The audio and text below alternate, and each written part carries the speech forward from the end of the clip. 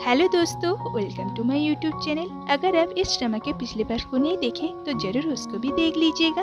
तो चलिए बिना किसी देरी के वीडियो को स्टार्ट करते हैं। तो पूरे क्लास के सामने ये दोनों बहनें खड़ी थी और इन दोनों को एक साथ देख के पूरे क्लास बहुत ज्यादा शॉक हो जाते हैं। सोइंग कहती है, मैंने कहा था ना कि यून भी जिंदा है। यून भी को कहती है, तुम जो कह रहे थे उसे कंटिन्यू करो, और सोइंग की हाथ पकड़ के उसे बाहर लेके आती है। बाहर यून भी सोइंग से कहती है, तुम चाहते थे कि यून भी और मैं पूरे क्लास के सामने आ जाए, तो तुमने जो चाहा वही हुआ। अब तुम्हें यहीं पे रुक जाना चाहिए और उस वीडियो को डिलीट कर देना चाहिए। सोइंग कहती है, यून भी तुम बहुत इंटेलिजेंट हो, तुम्हें पता तो है कि अगर ये वीडियो सबके सामने आ जाए तो क्या हो सकता है, और तुम्हें लगता है कि मैं इतनी आसानी से उसे डिस्ट्रॉय कर दूं? यूनबुल पूछती है, क्या वो वीडियो तुमने रिकॉर्ड की थी? तो सोइंग कहती है, हाँ मैंने रिकॉर्ड की थी। तो यूनबुल उसे बताती है कि उसने सारी कॉन्वर्सेशन रिकॉर्ड कर ली है, और अगर सोइंग उस वीडियो को किसी को भी दिखाए या तो ऑनलाइन पोस्ट करने की कोशिश की तो तुम्हें आइडिया भी नहीं है कि तुम्हारे साथ क्या हो सकता है। और यूनबुल की धमकी सुन के सोइंग बहुत ज्यादा डर जाती है। इधर यून भी पूरे क्लास को सब कुछ सच बता देती है। जिनको उसके सच्चाई के बारे में नहीं पता था वो लोग बहुत ज्यादा गुस्सा हो जाते हैं, और सीजिन और संजू भी उसके ऊपर बहुत ज्यादा गुस्सा हो जाते हैं। तो यून भी अपने झूठ के लिए सबसे बहुत बार माफी मांगती है। उसके बाद यून भी बाहर बैठी हुई होती है, तभी उसके पास लैन आके बैठता है। यून भी कहती है, गलती हो जाने पर माफी मांगना ही अच्छा होता है, लेकिन किसी को हर्ट करना और उसके बाद उससे माफी मांगना, इससे दूसरों को कितना दुख पहुँचे वो ना समझ के हम बस अपने दिल की तसल्ली के लिए माफी मांग लेते हैं। तो लैन कहता है, इसलिए मैं अपने बर्ताव के लिए तुमसे माफी नहीं मांगा, और फिर उसके मूड को ठीक करने का कोशिश करता है। और ये सब कुछ दूर से गोंग देख लेता है। उसे ये बिल्कुल भी अच्छा नहीं लगता, लेकिन वो उन्हें कुछ नहीं कहता और वहाँ से चला जाता है। नेक्स्ट डे यूनबुल स्कूल जाती है और सीजिन और संजू से मिलती है। वो लोग पहले ऐसे दिखाते हैं जैसे वो लोग उससे थोड़ा सा गुस्सा है, लेकिन बाद में वो लोग उससे माफ कर देते हैं और फिर से तीनों बहुत अच्छे दोस्त बन जाते हैं। इधर क्लास में सोइंग सबको ये कह रही थी कि वो पहले से ही सही थी, ना तो लैपटॉप इंसिडेंट में उसका कोई हाथ था, ना तो उसकी वजह से यूनबी की मौत हुई। तो संजू कहती है, तुम सही कह रहे हो, लेकिन एक बार सोच के देखो कि तुम्हारे सच बोलने के बाद भी तुम्हें साथ देने वाला कोई भी नहीं, और यूनबी के झूठ बोलने के बाद भी हम सभी उसके साथ हैं। तुम्हें पहले दोस्त बनाना चाहिए। और सोइंग को भी समझ में आता है कि सच में उसका तो सच में ऐसा कोई दोस्त नहीं है जो उसके लिए खड़ा हो, जो उसे हर सिचुएशन में बिलीव करे। पूरे स्कूल को उस वीडियो के बारे में पता चल गया था। तो यूनबी की मॉम और सोइंग की मॉम को बात करने के लिए स्कूल में बुलाया जाता है। यूनबुल की मम्मी कहती है, आपकी बेटी ऐसी वीडियो कैसे बना सकती है, ये तो बहुत बड़ा क्राइम है। लेकिन सोइंग की मम्मी कहती है, उसने बस ये शायद मजाक में बना दिया होगा, इसको इतना सीरियस इशू बनाने की कोई भी जरूरत नहीं। तो टीचर सोइंग की मम्मी को कहता है, आप कितना भी कह ले, लेकिन ये बहुत बड़ी क्राइम है जो कि आपकी बेटी ने की है, और आप इस तरह के काम को मजाक नहीं कह सकते। यूनबुल की मम्मी कहती है, सोइंग तो बस 18 साल की है, लेकिन आपको देख के मुझे समझ में आ गया कि वो ऐसी क्यों है। अगर आप उसे सही तरह से परवरिश करती, आज उसे ये दिन देखना ना पड़ती। ये सुन के सोइंग की मम्मी उनके ऊपर बहुत गुस्सा करती है। तो वाइस प्रिंसिपल दोनों को शांत करके कहता है, सोइंग ने जो किया उसके लिए उसे स्कूल से निकाला जा रहा है, क्योंकि उसने अपने मुंह से एक्सेप्ट की है कि उसने ये वीडियो रिकॉर्ड की थी और वो यूनबी को बुली करती थी, मतलब कि वो ऑडियो यूनबी ने ऑफिस में सबमिट कर दी है। और ये सुनने के बाद सोइंग की मम्मी को तो बहुत बड़ा झटका लगती है। उसके बाद सोइंग की मम्मी कहती है, आप मेरी बेटी को स्कूल से निकाल रहे हैं, लेकिन ये दो बहनें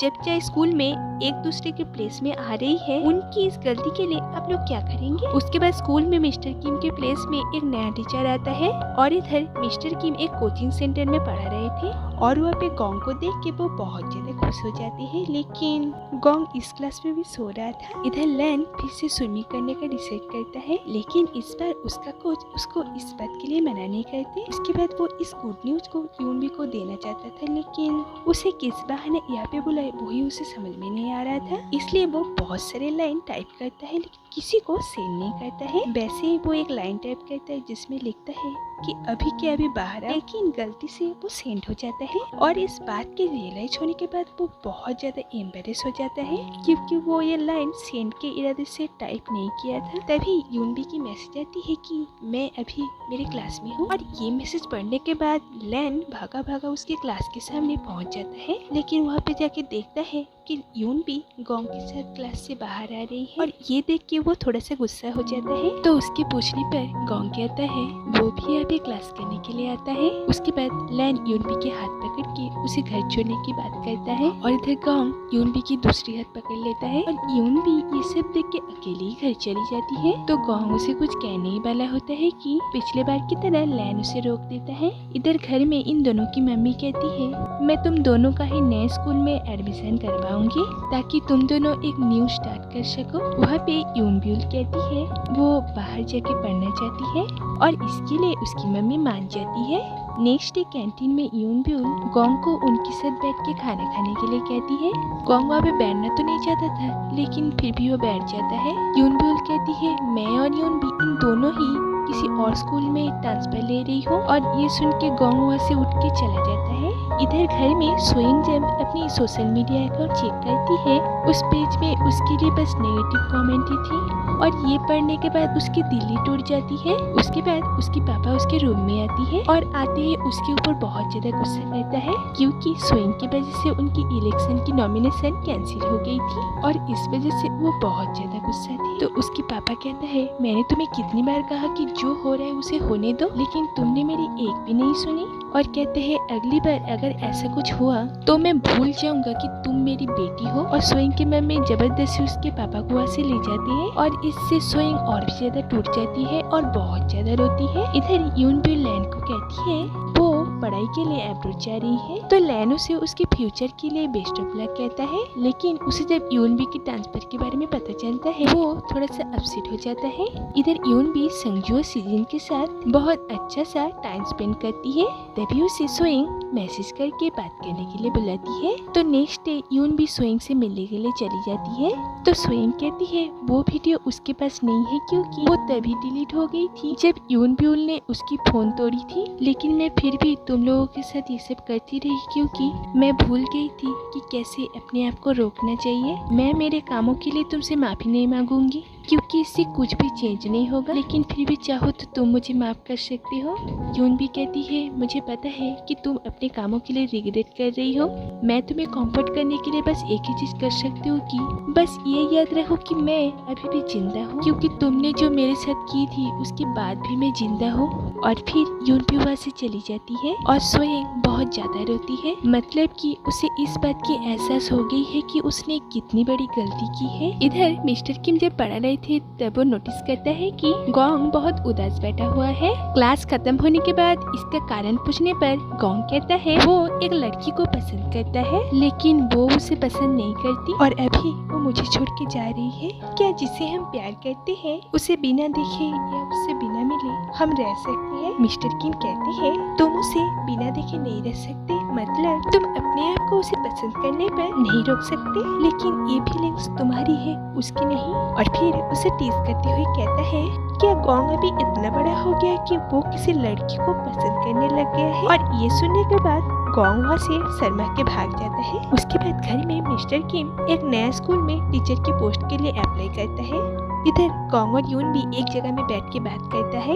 यून भी कहती है मैं कुछ दिनों में यहाँ से जाने वाली हूँ। गोंग कहता है यहाँ से जाने के बाद भी क्या तुम मुझे याद करोगे? और फिर कहता है तुम्हारी तरह मेरा जो फीलिंग्स है उसकी वजह से तुम्हें कभी परेशानी नहीं होगी और बस का टाइम हो गया है तुम यहाँ से चली जाओ। तो यून भी जाने लगती है लेकिन गोंग उसे पीछे से पकड़ लेता है। तो वो कहता है मैंने मेरे फीलिंग्स के बारे में मिस्टर किम को कहा था और मैं डिसाइड किया कि मैं इस फीलिंग्स से ओवरकम कर लूंगा लेकिन मैं कितना भी कोशिश कर लूं मैं मेरे फीलिंग्स को काबू नहीं कर पा रहा हूँ इसलिए मैं अपनी फीलिंग्स के साथ ही रहने वाला हूँ लेकिन इसकी वजह से तुम्हें बुरा फील करने का कोई भी जरूरत नहीं और कुछ करने की भी जरूरत नहीं। यून भी उसकी तरफ घूमना चाहती थी लेकिन गोंग उसे घूमने नहीं देता। ये सब सुन के यून भी रोने लगती है। उसे आज जाके फील हुआ कि गोंग कितना ज्यादा तकलीफ में है लेकिन वो चाहकर भी कुछ भी नहीं कर सकती। उसके बाद गोंग कहता है तुम सच में अब यहाँ से जा सकते हो और यून भी बिना पलटे वहाँ से चली जाती है और गोंग उसे जाते हुए देखता रहता है। नेक्स्ट डे यून भी से पूछती है कि क्या वो लैन को पसंद करती है लेकिन यून भी कुछ भी नहीं बोल पाती।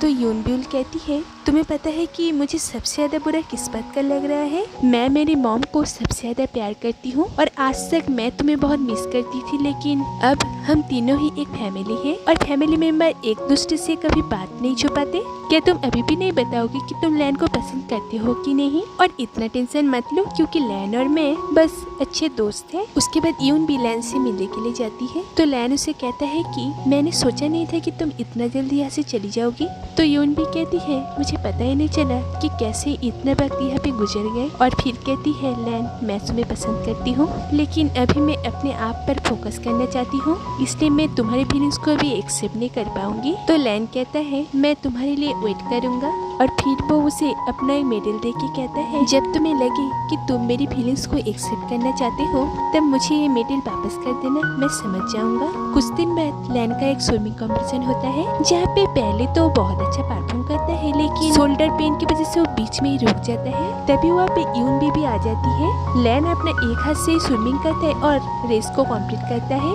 वो उस रेस को जीत तो नहीं पाया लेकिन वो इस बात से खुश है कि वो इस रेस को कंप्लीट कर पाया।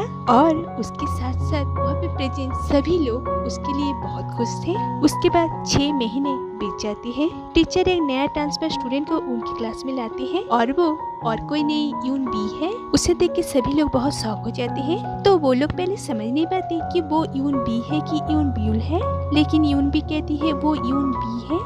तो सभी अपने क्लास में यूनबी को वापस पाके बहुत ज्यादा खुश थे। तो गोंग स्कूल आ रहा था तभी यूनबी का मैसेज आती है रूफटॉप पे मुझसे आके मिलो। और ये पढ़ के वो बहुत ज्यादा खुश हो जाता है क्योंकि उसे भी समझ में आ गया है कि यूनबी स्कूल वापस आई है। तो वो भागा भागा रूफटॉप में जाता है और यूनबी से कहता है कि ये क्या है, तुम यहाँ पे ट्रांसफर स्टूडेंट होके आए हो और मुझे बताया भी नहीं। और फिर उसके सर में हिट करता है जैसे वो पहले उसे मारता था, लेकिन इस बार यून भी उसके सर में मार देती है और कहती है गोंग क्या तुम मरना चाहते हो?